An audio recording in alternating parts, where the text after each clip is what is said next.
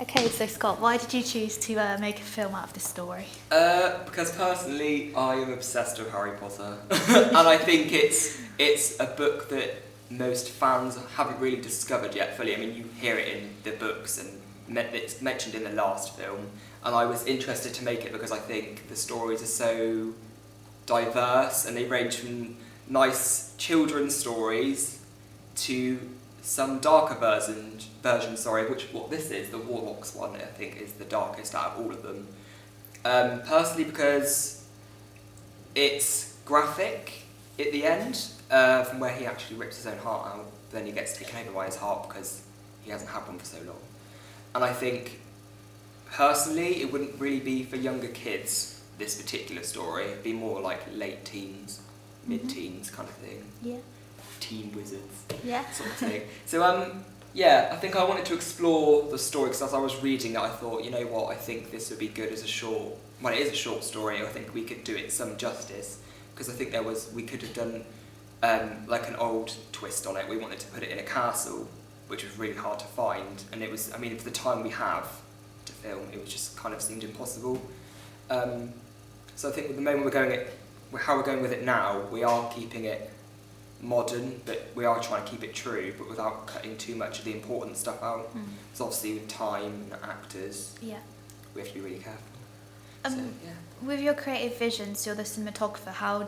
What's the overall look you want to come across in the film? Like the overall feeling to the audience? I'd like the whole fairy tale feel to come across, and I think my theory is I like the whole use of long kind of panning in shots, and you can obviously use that to establish the area, and especially because it's a very near the end, it builds a bit of tension, especially like panning in on a character when they're talking or they're feeling a particular emotion, like where he's for example, where he looks at all of his friends falling in love and having kids and stuff like this. It's especially important, I think, to sort of really focus that attention on that particular emotion, which is why I think panning and keeping things focused is really, really important, especially in this particular story.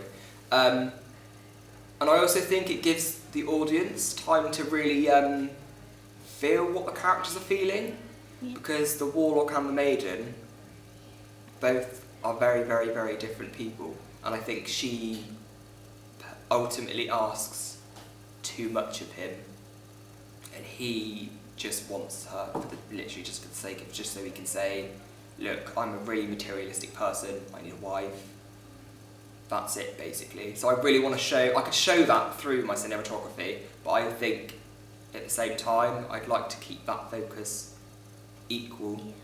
So I think that's my theory, really, for how I'd like it to be filmed. I don't want it to be choppy and cutty, but then that's something I discuss with my editor, so, yeah. What are you trying to achieve today with this scene? What are you trying to get across and what's happening? This scene, as you can see, we've got the pedestal and the Gryffindor scar is like a symbol to say that it's part of the Harry Potter universe. We've got the owl, we've got the book, the wand, and ultimately what we want to get across in this scene is to have this young girl who comes across the book that she's been looking for.